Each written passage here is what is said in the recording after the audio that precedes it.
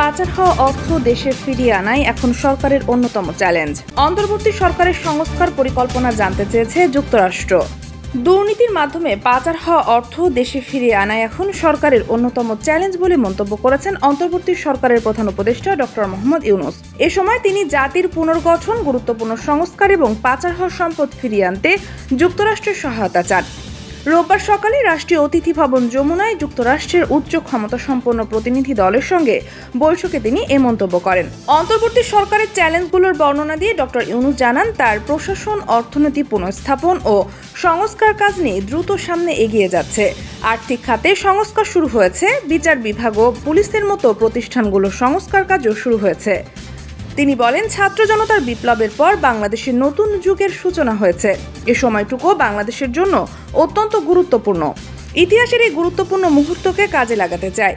অন্তর্বর্তী সরকারের গৃহীত সংস্কার উদ্যোগের একটি রূপরেখার বিষয়ে মার্কিন প্রতিনিধি দলকে ডক্টর মোহাম্মদ ইউনূস বলেন, ভোট কারচুপি রোধ, বিচার বিভাগ, পুলিশ, বেসামরিক প্রশাসন, দুর্নীতি বিরোধী সংস্থা এবং সংবিধান সংশোধনের জন্য 6টি কমিশন গঠন করা হয়েছে। দ্রুত সময়ে তারা কাজ শুরু করবে। এ সময় মার্কিন ট্রেজারি বিভাগের সহকারী সচিব ব্র্যান্ট নিম্যানের নেতৃত্বে মার্কিন প্রতিনিধি দল অধ্যাপক ইউনূসের নেতৃত্বের প্রশংসা করে। তার নেওয়া সংস্কার উদ্যোগকে সমর্থন করে মার্কিন কর্মকর্তারা জানান, তারা অন্তর্বর্তী সরকারের সংস্কার কর্মসূচির জন্য প্রযুক্তিগত এবং আর্থিক সহায়তা দিতে আগ্রহী।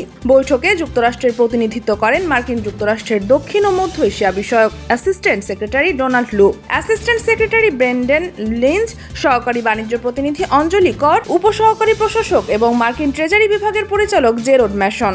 অন্তর্বর্তী সরকারের সংস্কার পরিকল্পনা জানতে চেয়েছে যুক্তরাষ্ট্র। ঢাকা সফররত মার্কিন প্রতিনিধি দল অন্তর্বর্তী সরকারের সংস্কার পরিকল্পনা সম্পর্কে জানতে চেয়েছে বলে জানিয়েছেন পররাষ্ট্র সচিব এম জসিমউদ্দিন। রোববার দুপুরে রাষ্ট্রীয় অতিথি ভবন পদ্মায় মার্কিন প্রতিনিধি দলের সঙ্গে বৈঠক শেষে তিনি এসব কথা জানান। সচিব জানান, যুক্তরাষ্ট্র সরকারের পক্ষ থেকে অন্তর্বর্তী সরকারের সঙ্গে কাজ করে যাওয়ার অঙ্গীকার তারা পুনর্ব্যক্ত করেছেন। তিনি বলেন, দ্রুত সময়ের মধ্যে অর্থনৈতিক সংস্কারের বিষয়টি এ সরকারের বিশেষ অগ্রাধিকার বিবেচনায়।